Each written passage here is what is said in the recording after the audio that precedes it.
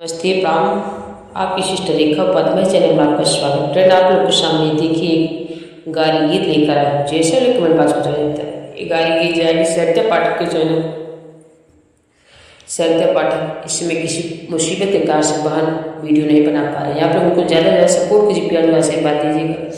बहुत प्यारा झक्कास गाली गीत है। अगर चैनल को सब्सक्राइब कीजिए, कमेंट कीजिए, लाइक कीजिए, वीडियो को फुल वॉच करिए। हे हो समधि सरे अपन बहिनी समाला, बहिनी तोहर भागती। हे हो समधि सरे अपन बहिनी समाला, बहिनी तोहर भागती।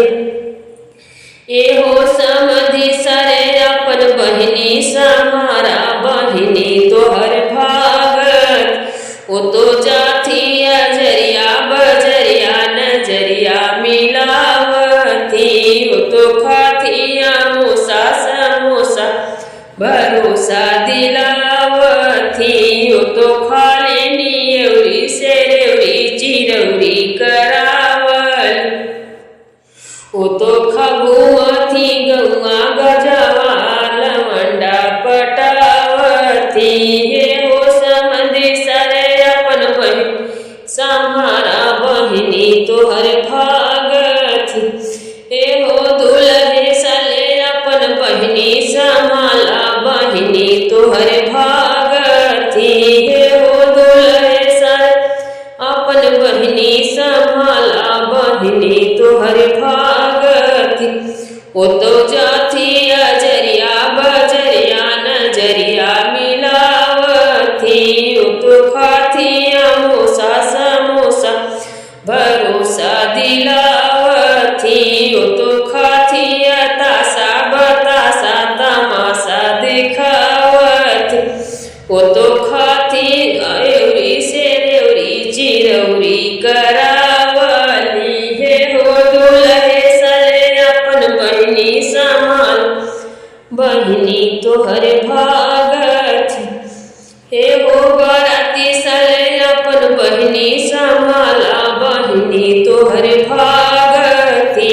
हे हो बराती सले अपन बहिनी समाला, बहिनी तोहर भागती।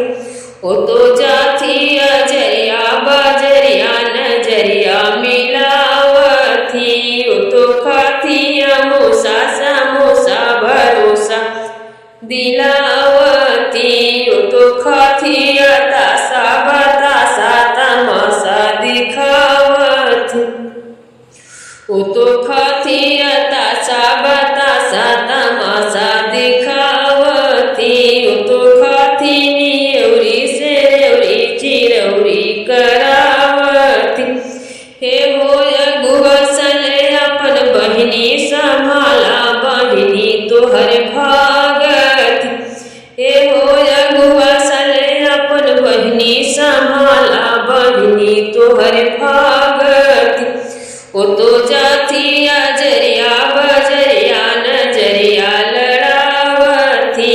ओ तो खातिया मूसा समोसा भरोसा दिलावती। ओ तो खाती एवरी सेरेवरी चिरौरी करावल।